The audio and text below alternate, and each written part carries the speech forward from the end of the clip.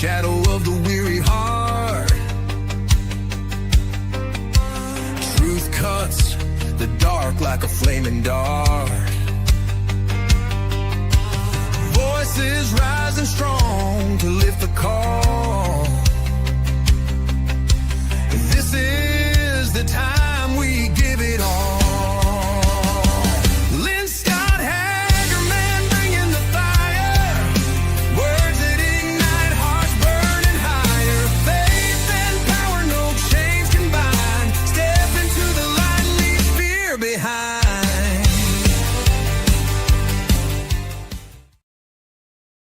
Welcome back, everybody. It's Lynne Scott Haggerman, and you are in the Lynne Scott Haggerman Podcast, where truth has no filter, freedom is our mission, and light exposes the darkness. Praise God. I'm your host, Lynne Scott Haggerman. I'm a survivor of child trafficking and medical experimentation underground at U.S. University Medical Center in conjunction with our government through MK Ultra mind control. I am the voice they tried to silence, and I am silent no more. Today, I'm also an international award-winning human resource consultant and a marathoner standing strong in mind, body, and spirit, including using the LifeWave technology, where I'm an independent distributor at Live Younger with Lynne, LYNNE.com, where I sell LifeWave X39 and Cellergize stem cell activation patches. They are the wearable medbed. You can also visit QGrit, the letter Q, grit.org, which is my website in order to help children who are trafficked, who've been rescued, and adults healing from any forms of trauma, and LynneHaggerman.com, where I offer human resource consulting services. Now, I'd like you to welcome my guests, and let's get to the truth. So, hello, Mother Pigeon Tina and Jason. Lynne, hello, Lynne. Nice to see you. It's so wonderful to see you. What I want to do, I want to introduce my audience to you both. And so I have information about your background that I want to share. So both of you are incredible guests. You're using art, you're using music, you're using activism to defend the voiceless, both humans and animals. And that resonates with my spirit too, because I have often said I am a voice of the voiceless, all of the little ones who are being harmed. And you also are a voice of the voiceless, animals and people. So I'm just excited to have you here. But I want to, both of you are amazing as individuals too. So Piña Trachtenburg, you are known as an actress across New York City as Mother Pigeon, a street artist, a performer, animal advocate, who's transformed the sidewalks of Union Square into powerful statements of compassion. Your handmade felt pigeons and live puppet performances aren't just whimsical. They're a bold stand against cruelty, especially the shocking rise in illegal pigeon poaching happening right now in New York City. It's sad and it's tragic, and we're going to get into that more. No one likes to see God's little creatures harmed. Joining her is Jason, her husband, Jason Trachtenburg, a brilliant musician, playwright, and off-Broadway performer.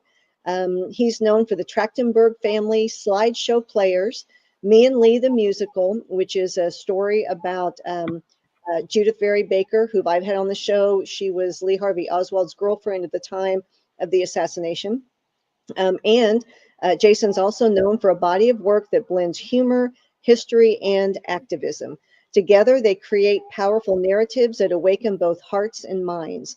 They're here to share their mission, their movement, and the urgent call to protect our urban wildlife through truth, creativity, and community. And I welcome both of you to my show. It's an honor to have you on. And I do want to encourage everyone to go to their YouTube channel, where you can see all of their amazing videos, puppet shows, songs, street performances. Thank you both for being here. Thank you. Thank you, Lynne. Thank you for having us. You're welcome. So let's jump right in. Let's jump into your background. Let's get to know you first before we hear about your activism. So whichever one wants to start first, tell me about your history a little bit and what led you to starting to fight for the animals, for the pigeons. the background on that is that we as a couple have always loved animals and art. So through our art, we have been elevators of the unwanted, the just that that we've always wanted to elevate those that needed to be elevated, and those are animals for us. And so we started doing that in our artwork, in our music, and that started a long time ago. Like how long? And at least, I guess it's always been part of what we do, right? I mean, specifically with the Pigeon mission, as it is, going on 10 years, and we're even at this point taking it even further, blending the worlds of 20 years since we wrote our first Pigeon song. We just gained 10 years right there. 20 years. That's amazing. Yeah. And we're actually about to embark on another huge melding of the art and music idea. Yeah, we see. Tina forgot about it. That's how exciting it is. But the thing is that nobody rallies behind a pigeon, right? Who would do that? But then once you start doing that, then you find, as I'm sure you have found, Lynn, that when you do speak up for someone, that other people are doing the same thing, and you can't believe that that we've all been kind of pushed under, but then you realize and that others feel the same, and that gives you a lot of hope and a lot of strength to continue your plight too. And for me, I'm a devout Catholic, so when I pray, when I connect with God, Jesus Christ, and I have been really influenced immensely by Saint Francis of Assisi, the monk Thomas Merton, who will never excuse themselves for sticking up for a bird or a tree or a flower, God's creation. So a lot of times I would find myself being like, oh God, yeah, I'm doing that. But you know what? No more. After I really connected with spirit, I feel so much stronger to be able to, just give that love out there to to what God has given us, really, as our gift. I think that is so beautiful. So just to share on my end, so I'm a marathoner, so I run a lot, I'm outside a lot. And part of what I do too, I shared at the very beginning, is I'm a LifeWave distributor, and in a nutshell, that just helps with medical issues. So I'll say that, animals and people. So one day I was out running, and there was a dog, and he was elderly, and his hips hurt him really bad. His owner was walking him. She was on his cell phone. You could tell just unintentionally was ignoring his pain. And I knew if I used what I had, which at that time would have been the LifeWave technology, he could have had a lot less pain, but I didn't have them with me. So from that day forward, I vowed everywhere I went, I would carry what I have to help humanity, including the animals. And if I saw someone in pain, I was going to do what I could to stop it. And so now when I run, I carry what I have, which are the LifeWave patch technology. And when I see an animal in pain, I'm getting ready to use it.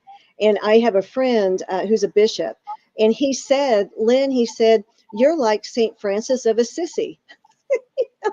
So when you said that, it reminded me it's the same thing. We're here. The poor little animals, they can't speak up for themselves, and we're here to help them.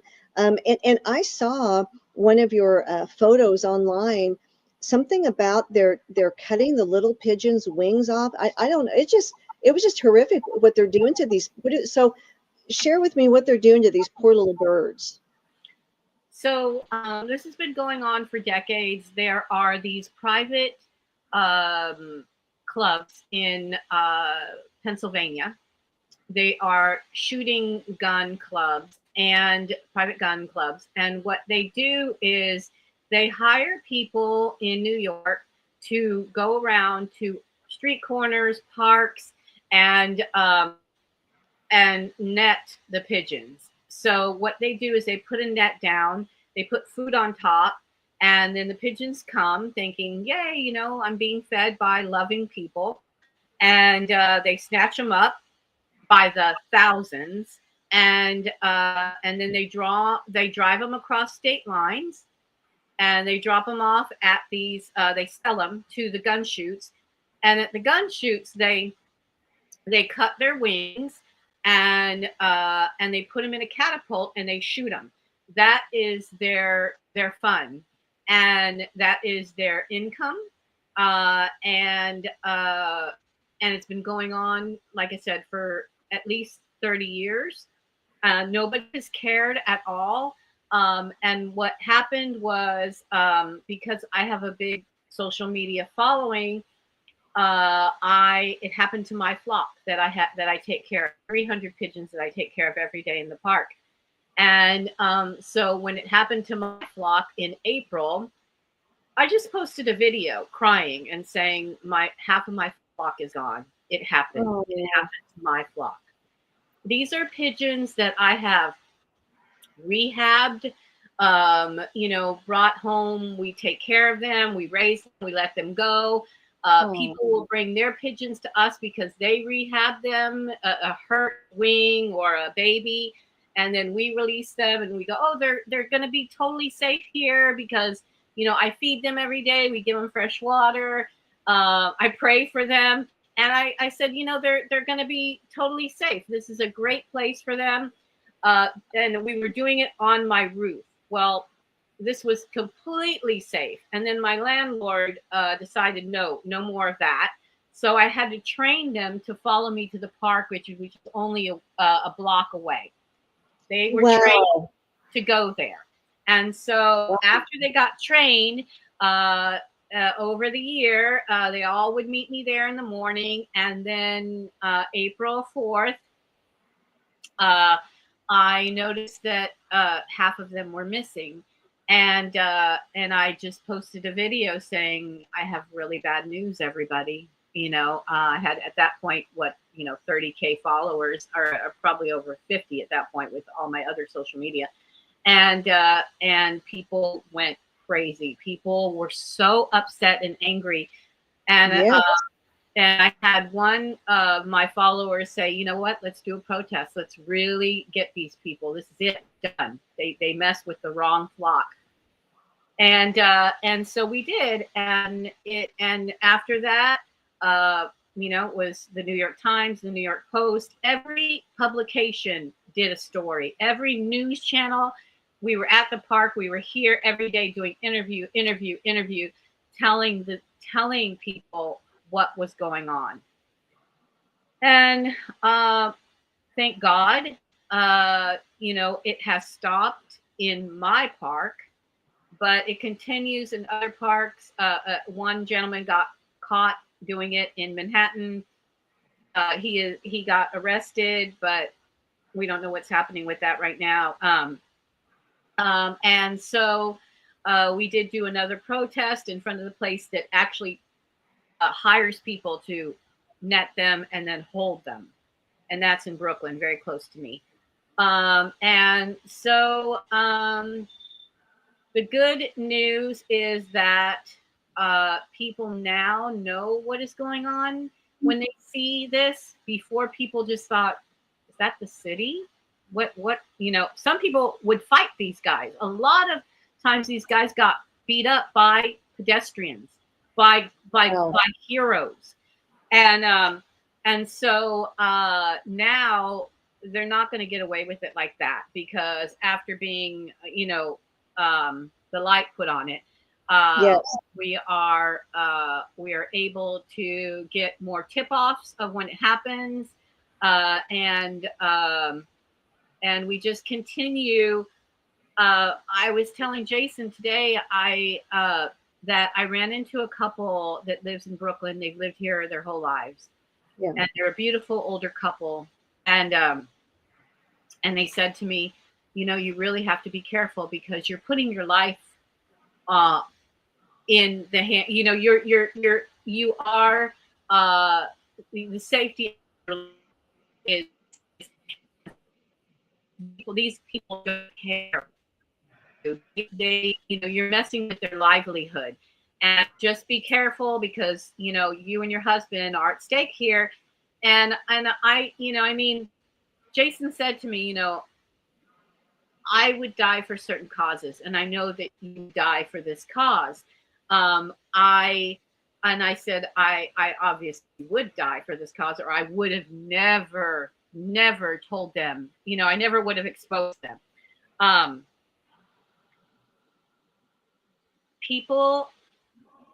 Certain people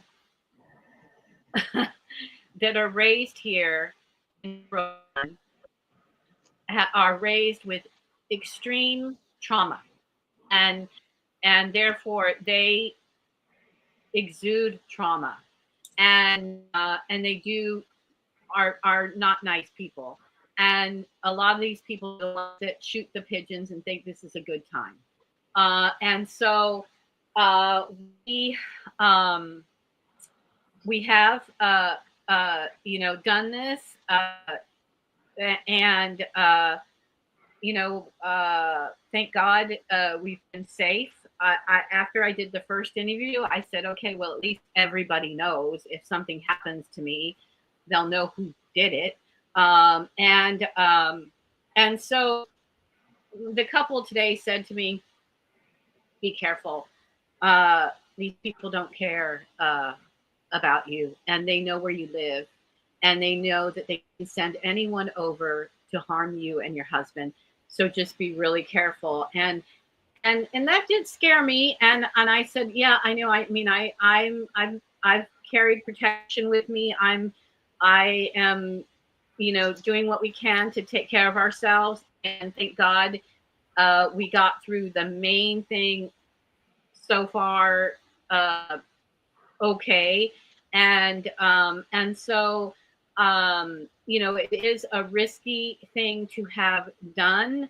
There is a way to go further with it, but at this point I'm feeling like that we're not going to do that we spread this very, very far with the New York Times, the New York Post, all of the big publications, that we don't need to go do more protests. We don't need to do those things anymore.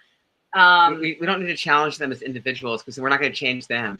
It's more about like hopefully changing all of New Yorkers, which I think Tina did with the activism and all the press they got.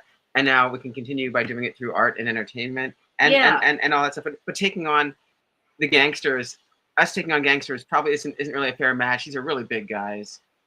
Yeah, with guns. And in New York. And so I feel like we are in a good place right now with all of it. And now we have these really wonderful. Lynn, before this, my dream, before any of this, my dream, I've already accomplished a million of my dreams. I just have to say thank you. But one of my next dream was to be the lady that makes. I have these rosaries that I love to make. I love making rosaries, and I made a bunch of rosaries, and I was like, oh, I want to be that lady that sits in front of the church and has a little table and sells her handmade rosaries. That's what I want. I don't want to be famous or do any of this stuff, and then bam, there I was on the New York Times. In the New York Times. So it doesn't matter what you want, as you know, Lynn. Yes, it's what that's God right. wants you to do. And so So I can have my dreams and we can have our dreams, and we'll see what happens. But right now we have some wonderful projects that Jason can elaborate on that don't aren't about really fighting these guys, really. They're not fighting at all.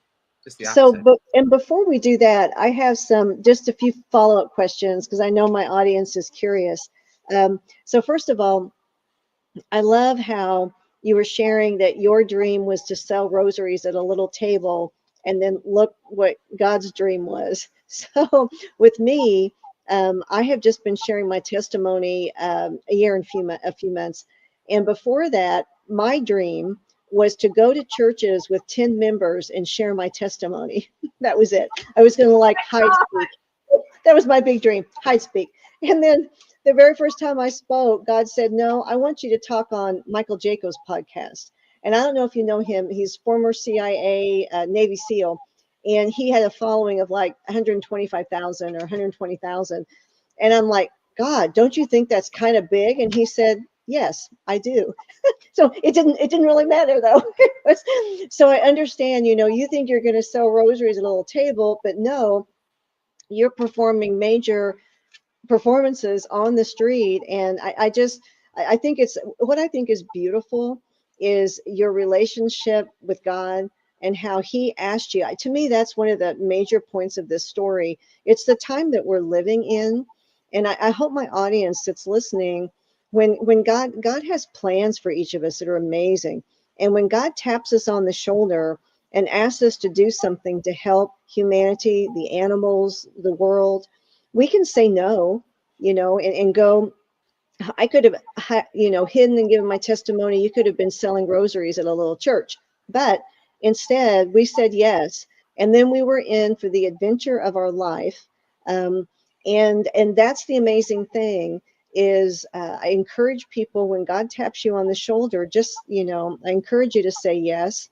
And then watch what a magnificent way that he uses you. I mean, you have, so I live in the Midwest.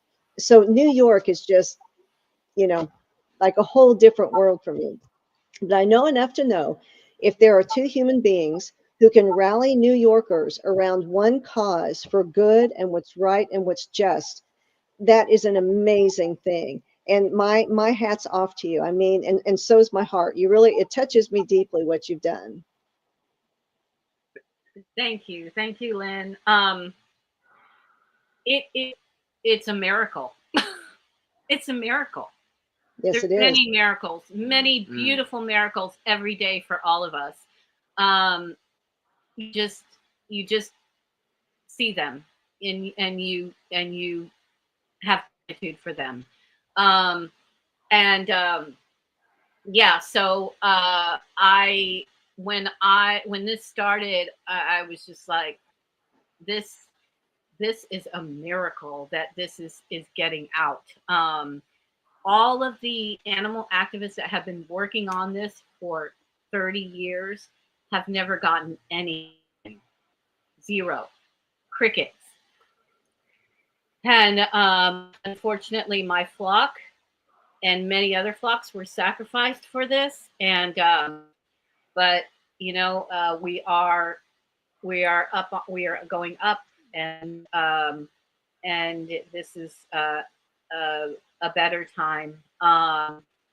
And like you said, well, I guess listeners, and you said when God, calls you, maybe you will listen. There's many times that I didn't listen, and I don't know.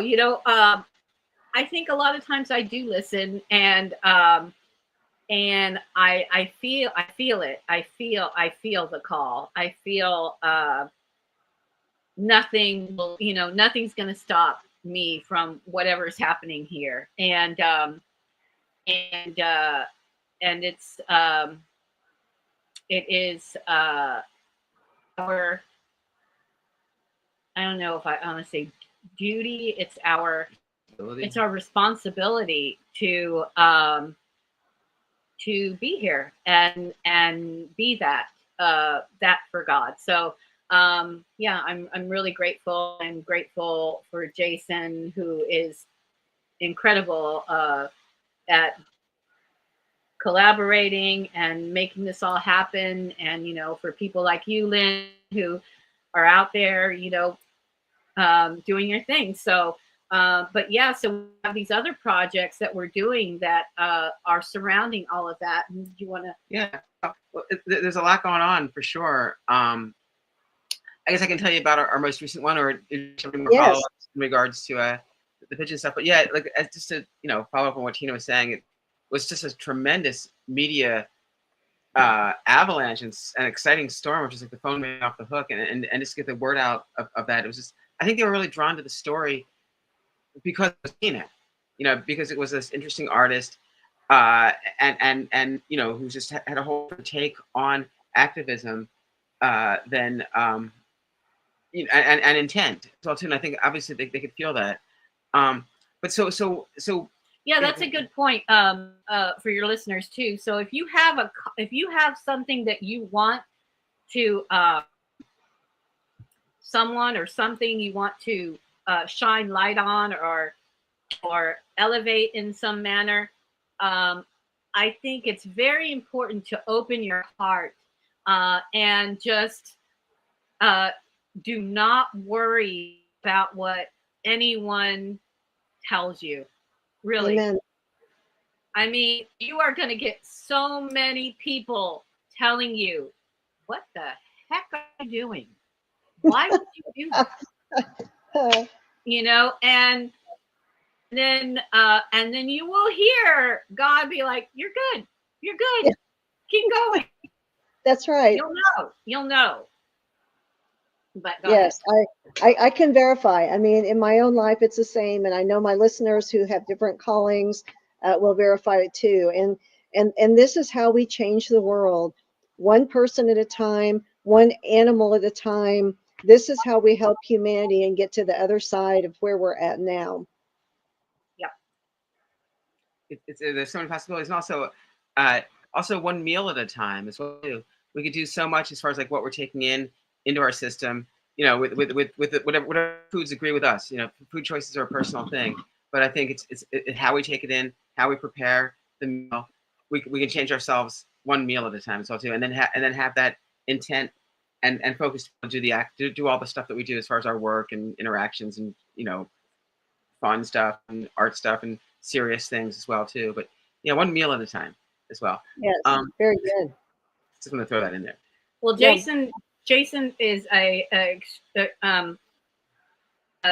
extremely healthy eater, and we both do not eat animals. We're vegans, and Jason is more so a whole foods diet, I mean, I like my processed foods. Don't get me wrong, I like my bread and all that stuff. But Jason doesn't do any of that. There's good breads and bad breads all over the world. But he makes a good point, because if we have energy, we're taking in energy, and the energy is alive with fruits and vegetables and grains, and that gives you more strength, as you talked about. Yeah, how else can you function? You can't function without it.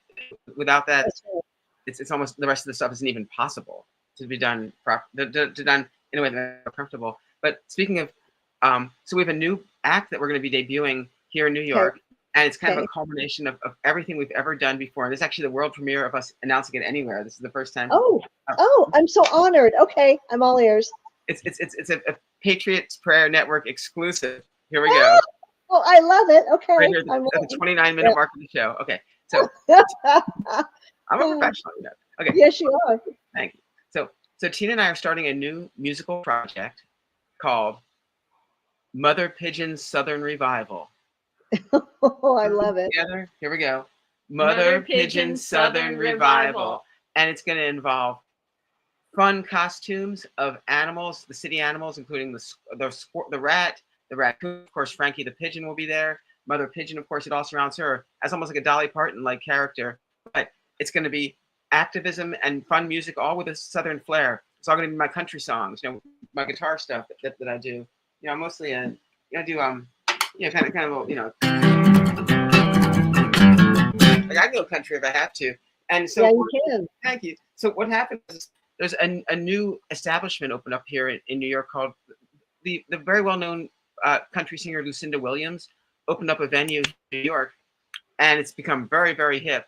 So just between us and your listeners and viewers, we established this act just for this venue because we want to make a real big splash there. But it's also similar to what we've been doing before, but not necessarily country music. So we're going straight country because it's a Nashville style venue. There's Nashville style, and different rules do apply in Nashville, as we all know, on the music scene.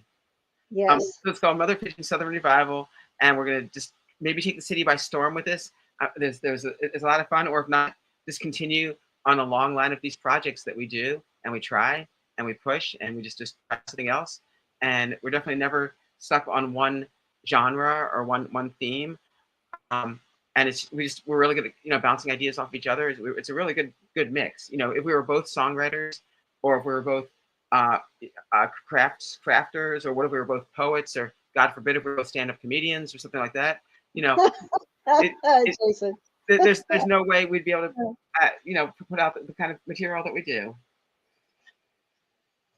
That's another important thing too, is that we're creative beings, and it's important to keep your creativity flowing. A lot of people, I've never done anything like that. Well, you know what? Doesn't matter. Pick up a paintbrush, a needle and thread, and a guitar, and create something. It really is. It is what God intended us to do. Yes. And there's lots of outlets for these things too. Lots of you don't need to have a big record contract, fancy manager, or be on American Bandstand. I'm dating myself a little bit here. That's okay. There's open mics. There's people just getting together with salons, song salons, poetry salons. People of different backgrounds and so-called coming from different sides, all coming together to talk about what they agree upon, as opposed to just and having these open conversations. And not just excluding all groups of people because they're different than you. It's not going to work. We have to bring everyone together for these and through poetry, art, music, and cooking. I agree. I love that. And so that's your newest venture. And what are some of your existing ventures? I know I've been really enjoying the Mother Pigeon puppet show on YouTube. So is that still something that you're working on, or? Yeah, yes. And I would definitely encourage all your listeners and viewers to check out the Mother Pigeon YouTube channel. We do a children's show. There's children's programming on YouTube. There's no commercials. And you're not allowed to make comments on the videos. It's actually kind of a safe place for kids and stuff. We obviously don't encourage kids to watch screens by any means. No screens by any means. That's our next campaign. And that would be, but for YouTube, there's us. You can watch our YouTube channel and stuff. And so we do fun kid stuff, like you can see. We do children's entertainment, but it's good for the parents like it too. It's important for the parents to not be turned off by their children's entertainment. That's important. And it's really great material. We talk about just sweet things like, feeding birds and being kind to animals. It's just fun. It's a lot of fun, and it's great. It's great for children. So we're definitely still doing the puppet show. We still have Frankie the Pigeon, apparently. He might make a quick cameo here. It's me! Welcome to our viewers and listeners. I can't say it either. What a coincidence. So, we still do puppet shows on the fly. Puppet shows on the fly, right, Tina? Mm-hmm. Okay. And then I'm in puppet mode and have to regain my focus. That we're doing an interview. I love that. And so everything's always musical. Everything's always artistic. It's always musical because I have to provide the musical soundtrack. It's artistic because Tina has to provide the fabric of the background. So lucky I can say, can you write me a song about stars and moon and the sea? Yeah. It's done. And we do it together too, as well. So I'd be like, Tina, can you fix this shirt. Actually, can you fix the shirt, Tina? Or say, can you, or create a wonderful backdrop for this video, or help me with some costumes for my musical. Or we're at the musical now. Someone's having a fashion, what do they call it? A fashion malfunction? Yeah, that's what I've heard. Someone, it's like Sharon needs her dress fixed, so Tina can definitely do anything. That's amazing. I love that. And so walk me through too, and I have to go back in time just a bit, because I still have the pigeons on my mind, and I just have to, I have to go back in time a bit with the question, when did the first pigeon arrive? I mean, what started that? What started that, Tina?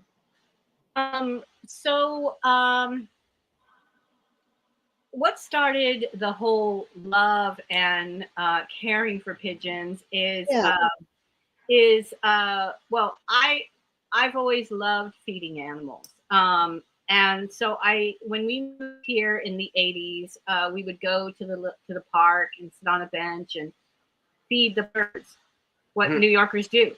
And then I started feeding them in my neighborhood. And then I found out that the pigeons that are in your neighborhood are your neighbors. They live there. They're homing birds. So they stay in your neighborhood. And so I ended up developing a kinship with them. And then they, would make families, and then they bring in their other friends, and it just becomes a whole group of pigeons if you are caring for them. And so then you fast forward that to your puppet show. So I know the pigeons are central, but you have the rat. I think there's a squirrel. So tell me about the animals in the puppet show and why you chose those. Okay. So when I first started doing the pigeon sculptures, people were like, why would you pick a pigeon? Everyone hates the pigeons. And I said, well, that's exactly why I picked the pigeon. And I've always been, because I was raised by a family that were a very religious family. My mother especially loved everyone. And so she, I don't know, I think I got my emotional heart from my mother, who loved just everyone she was around. And so I, if there was a child in the classroom that nobody liked, I would be the one to say, I like that person, and they're going to be my friend. And then I would make this person be popular because of the love that I'm giving. And they say that when you love something or someone, it spreads that love. And so anyway, so I have always just wanted to be, I'm attracted to the animals that people don't like. And so that would be a raccoon. Rats, people can, can't stand rats. And so I see the beauty in a rat. I see the beauty in a raccoon. And so as I say, the animals are saints, basically. All animals, they don't do any harm ever unless you harm them first. They will never. I mean, you can't think of, I can't think of an animal that if you sit and leave them alone, they will never, ever hurt you. I especially love those that everyone does not like. And so people are like, oh, well, why don't you, have a cardinal or, this or that? Well, everyone loves a cardinal. Everyone loves a squirrel. So I picked the raccoon, the rat, and the pigeon. Those are my favorite. That's amazing. So I live more in town. It just reminds me of a story. So I used to have a pet rat. I just want to say, yeah. And whenever I was getting so I have my master's degree in industrial organizational psychology.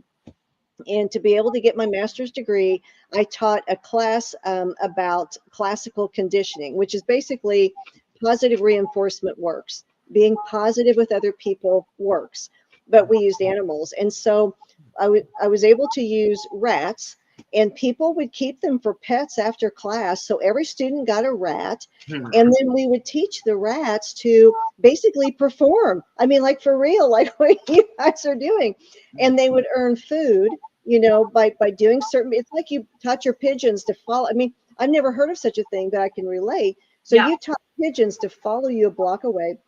We taught rats to, stand up, turn around. I mean, they were performing, and it was all to teach about, and they did it for food.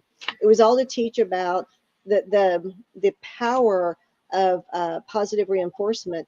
And then afterward, the majority of students kept their rats as pets. And side note, the only problem was sometimes people so rats get bigger and bigger and bigger and bigger and bigger. And so sometimes that became a problem because they would get so huge, to be a pet in the home. And my rat, passed before it got super big. But I mean, truly, they're friendly little things, and they have sweet little natures, just like, I mean, they are God's creatures too. So when you talked about the rat, I thought, okay, I'm going to share. I'm not sure I've ever shared with anyone about my pet rat, Tina. So that's another first on Patriots Prayer Network. I love that. I always say that whenever I do my street performances and I'm out there selling my things, and people will come and tell me, I have a rat. And they'll tell me, and I let the rat lick my face. It's like a confessional. I become a confessional to, I found a pigeon and we've had this in our house for 10 years, and it's just, it really is funny, people like, oh, I hate humans, blah, blah, blah. Well, you know what? Some humans aren't so great, but there are wonderful humans. Yes, there are wonderful humans. So I'm going to take a minute and we're going to do a brief commercial. And then I want to come back and talk about some of your plays, Jason, that you've done. So let me pause for a commercial here. Life Empowered is closer than you think. We're all looking for a better way. Reimagine what's next with a new sense of exuberance. Why not power on like you mean it? Or power off blissfully? A better sleep is a better awake. You've never moved like this before. With the energy nature intended. Imagine reprogramming the way you look at the speed of science, at longevity, at exhilaration. It's next level rejuvenation. Take control of your well-being from the inside out and outside in. The light within is ready to ignite. Be the light. LifeWave.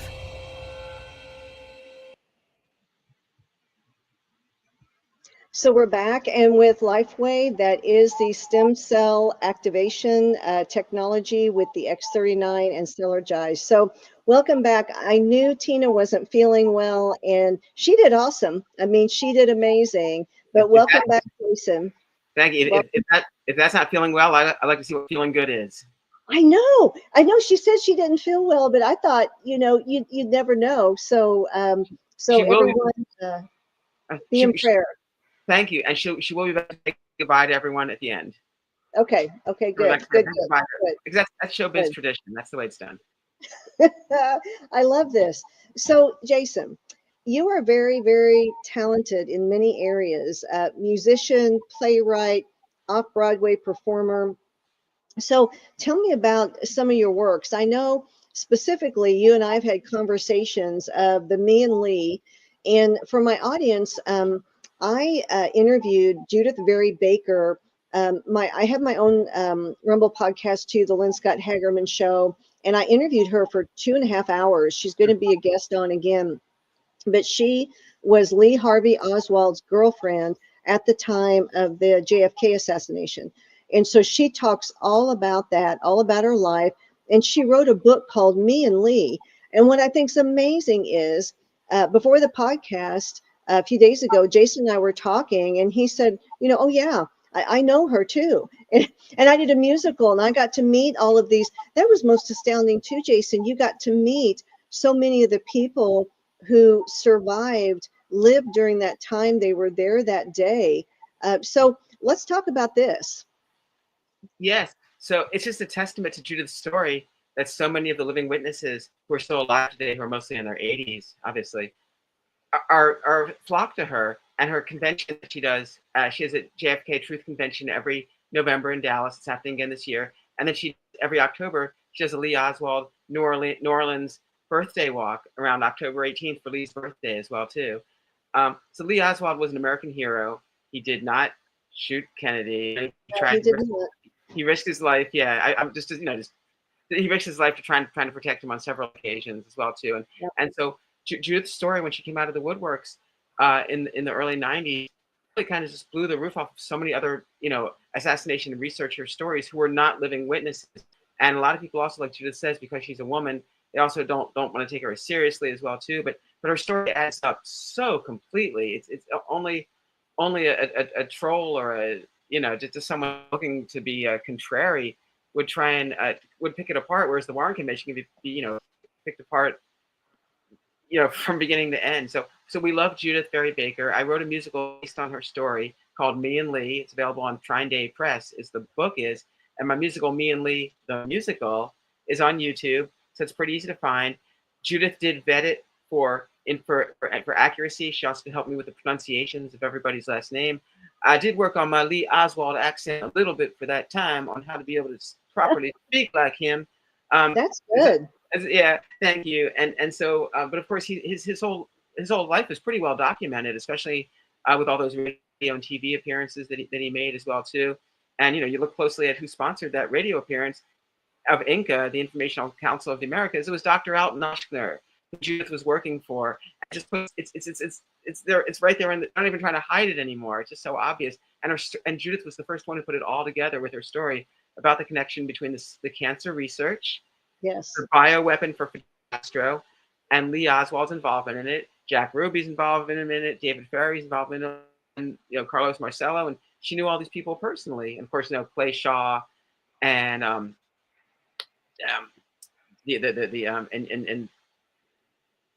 the rest. Yes. Guy Bannister. Guy Bannister was the name I was looking for. Guy Bannister, Jack Lewis, Jackass Martin, known as Jack Martin, and David Lewis, his assistant, the famous Lewis and Martin team. So all these names were known in the assassination lore for years and years, except for Oshner. He wasn't known, although his picture's on the back of Lee's record from 1964. Lee Oswald made a record in 1964. Just like the Rolling Stones did. I have it right here. I didn't know that. Yeah, it's here. It's right now. Let me find it. Where the heck is it? Here it is. Okay. Okay. It's right here. This came out right after the assassination. Lee Oswald, A Portrait in Red. It's on the Inca record label. You can see it right there. And if you look back, there's Dr. Alton Oshner right there, the surgeon of the South, and Hal Boggs, who was on the Warren Commission, and then Ed Scandell, who's a CIA propaganda expert. Typically, it's Dr. Alton Oshner on the back cover of this record. So if anyone asks the question, what do the Rolling Stones and Lee Oswald have in common? They both put out records in 1964. I have to just camp there for a second. I mean, every time we turn around, Jason, there's new information new truths being said about what happened during that time. So how and why did Lee put a record out? I mean, you're going to have to delve into that one just a bit more, because Sure. That's like a news thing to me. Sure. So the fun thing is like anything new that comes out, I liked everything that came out then. I wanted the original broadcasts that came out then that they all swiped away. The reporters and the hospital doctors saying, we are sure there was a big crater entrance wound here and an exit wound there, and all got swiped away. But as far as this record, so Lee Oswald, when he was put up to his propaganda activities, of of which Judith was a big part of. In fact, he would hand out these flyers that look just like this one here, called "Hands Off Cuba." This is not an original. This is a copy. Not to worry. But if you look closely, I hope it's not backwards, but it probably is. It says, "Oh, good. Lee H. Oswald at 544 Camp Street, New Orleans, Louisiana." Judith, by all accounts, cut these out with a scissors, and the remainder of the paper. This is not an original; it's a copy. But she cut out these kind of flyers with a scissors, and then the papers were discovered in the trash can. And Lee said, "No, Judith, you got to be more careful where you put those scraps of paper, because they're going to see about activities posing as pro-Castro." Of course, he wasn't pro-Castro. He was working for the government. He was anti-Castro, like with the Red Scare and all that. And so as part of that, he pretended. And being such a good actor he is, I appreciated his theatrical abilities. We all should have such talents. They'd have him on the radio stations doing these hour-long interviews, put him up against these CIA propaganda experts, and talking about his defection to Russia. This was all tape recorded and put on a radio station, which was, according to this, it was radio station WDSU, and the program was called Launch, and it was in New Orleans. It's just a few weeks before the assassination, and then it came out as a double-sided record that they thought would help their case. Like a lot of the stuff like what Time Life put out, and how the New York Times put out a Warren Commission greatest hits book. So, this will just help seal the deal to show that Lee Oswald is capable of murder with this record. Meanwhile, just like it proves he's more innocent, and actually lists some of the guilty parties in there. It's such a simpler time, though. You have to appreciate their naivete. Yes. The plotters were so naive. They were good. They were, they pulled it off. And I don't think there's too many of them left around, except I know we talked about James Files, of course, one of the shooters, and he's still around, of course. And I'm sure there's still. I had him on the show. I want to say, Jason, 2 weeks ago. Now he is very ill, and so his wife. I had her on the show here on Patriots Prayer Network a couple weeks ago, which people can find it probably the easiest on Rumble or YouTube at the Patriots Prayer Network. But he was in the background because he was too ill to come before the camera. So she spoke a lot and shared the story. But yeah, he's been on here too. So that's amazing. And what's more amazing is no one's listening to. Well, they all want. I know Judith. She's trying so hard to get in front of get all of them in front of Congress to be able to give their testimonies while they're still alive. But they're having a difficult time getting. We the people will listen to them, but they're having a difficult time getting on record. Yeah, I believe history is going to be the history book is going to be a tough one on this. Judith is our last chance. She's I mean no one else. We were amazing. It was amazing. She came out of the woodworks. It's of such a story, of such accuracy, and the whole love story angle of it. This is better than Shakespeare. I mean, it's the greatest love story ever told. Obviously, that's just Judith and Lee. And not to mention all the characters that are involved, obviously with the two brothers, and it's just like this is better than any history, or not, I don't know, better. I hate to turn into an entertainment thing. Unfortunately, that's maybe that's my fatal flaw, is that I try and turn tragic history into entertainment. Maybe that's not a flaw at all. But like Judith said, if we can't have a lighthearted look, if we can't laugh at this, if we can't laugh at ourselves a little bit, then what's the point? If we're just gonna be all miserable and is saying it's hopeless all the time. And so Judith stayed with me for a week in New York, with me and Tina here in New York. And she helped me vet out my play. We this whole screenplay based on her story. And she and it was quite an adventure. We did the town with Judith Berry Baker for about a week in 2018. And she showed us a good time. I'm not going to tell you otherwise. That's exciting. That's exciting. And so whenever you debuted the performance, was she able to also attend?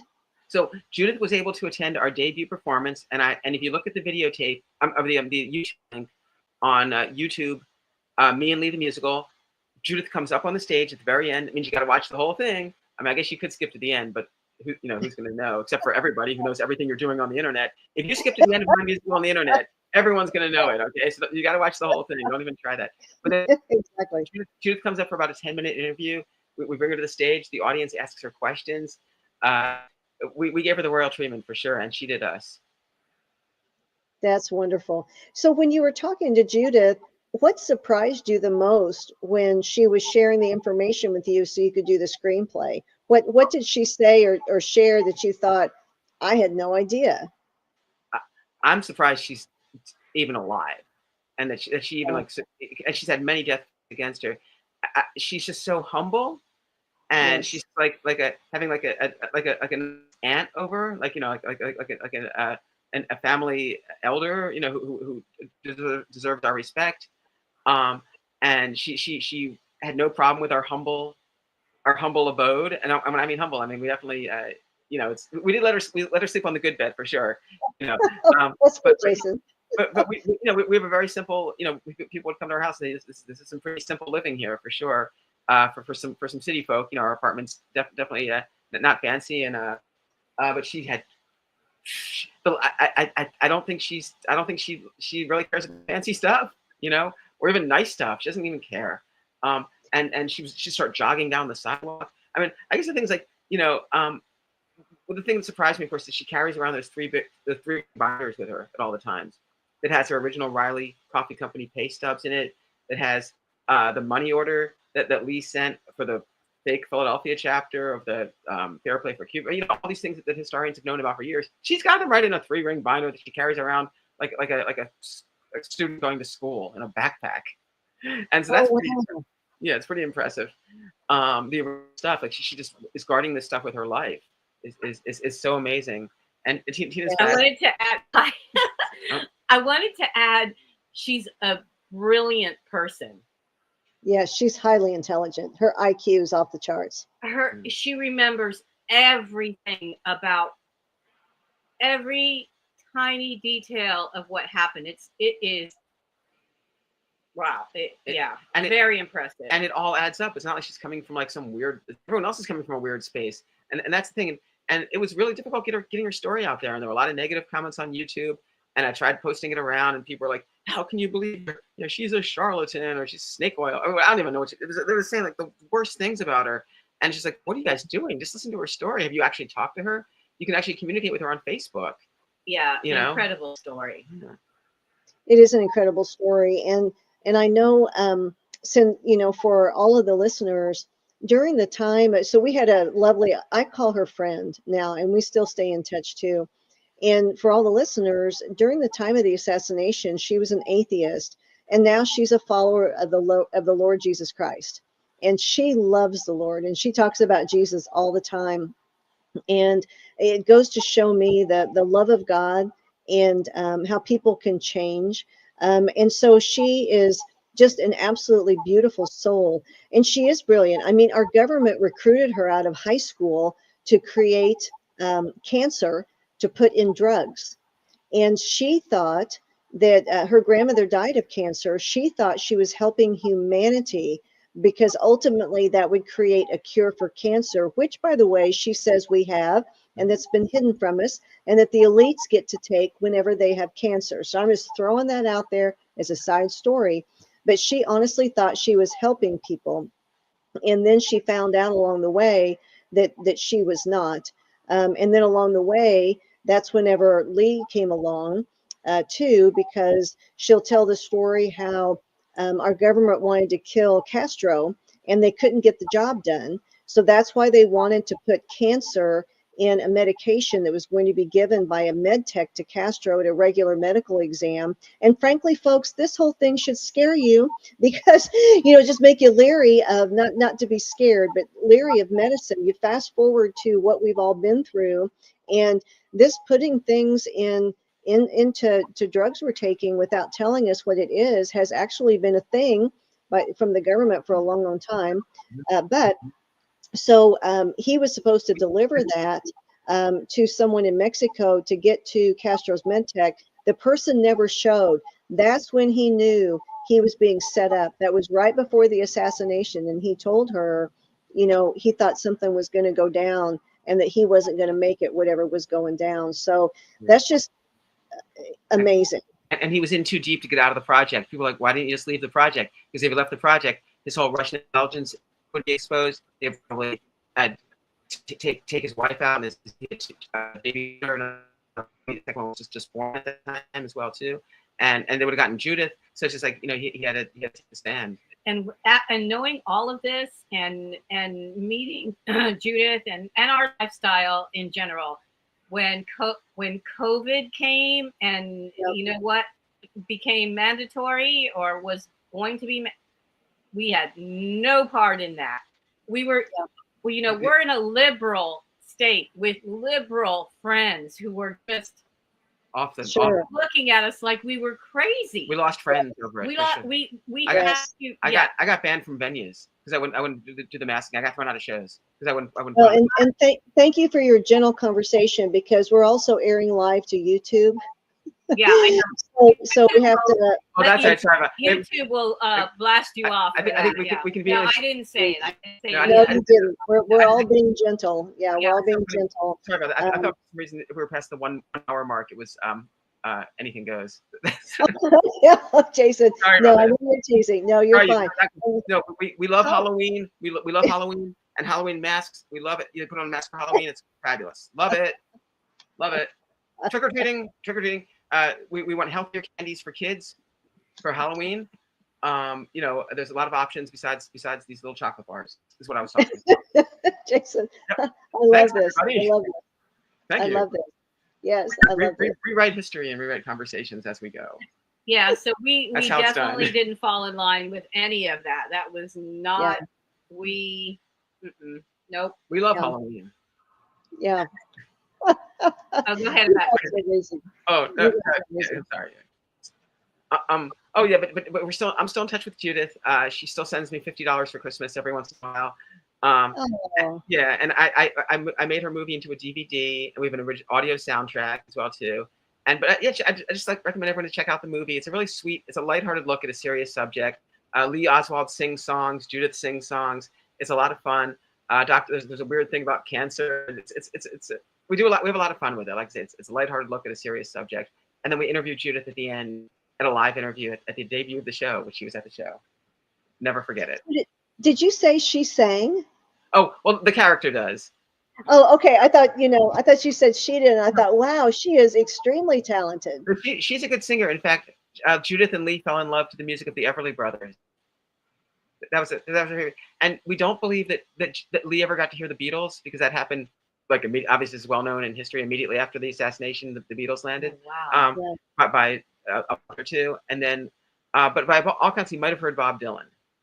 So she was telling me the story how her and Lee were in the library at college, and Dylan had just released his first album, and she said that they listened to it together, and that Lee told her, this guy's going to be famous. That's amazing. So, That was the thing, and the thing about it is that's what we like to do. Is even though that's folk music and traditionally tied with with the left and the radical stuff, it all can come together as well too. It's just to be able to use music that way, and it's not like a political thing, for sure. Right. That's right. It's not. And actually, nothing that we have talked about today is, including our initial discussion about the pigeons and saving the animals and being kind and good to each other. And so in the couple minutes we do have left, what would you like to leave with the audience? And also, what are the different ways that people can follow you or watch the performances? If you're on Instagram, I'm Mother Pigeon Brooklyn on Instagram, and we post a lot there. Jason is Jason Trachtenburg on Instagram. If you choose to go to that, also YouTube is a great way to check out all my music videos are up on YouTube on Jason Trachtenburg. You can. I'm easy to find, and also on Mother Pigeon's Impeccable Puppet Show. Yep, is YouTube for all of our music and everything. I think YouTube's my best source these days, for sure. Okay, and I want to spell your last name because we also have a radio audience listening. Trachtenburg. Exactly right, and Jason Trachtenburg. And so we have a lot of great songs. We have a lot of fun with it, and thanks for having us on. It was so good to meet you, Lynn. Thank you for having us. If you'd like to do a follow-up show on all of our favorite recipes or stuff like that, we're very open. Sure. I would love to have you guys back on. It's just been a joy. Just a joy and an honor to have you on. What your work is famous. And I know that all the listeners we have thousands of people watching live across various social media platforms. And thank you to everyone in the chat. I'm constantly seeing each person say, I'm reposting this now. I'm posting this now. I'm reposting it now. So it's spreading all over the internet, which I'm very, very grateful to those in the audience for doing. Thank you, everyone, for doing that. Yes, and I know you've been a blessing to everyone. And so until next time, this is the Lynne Scott Haggerman Podcast, where truth is rising, and so are we. Bye, everyone.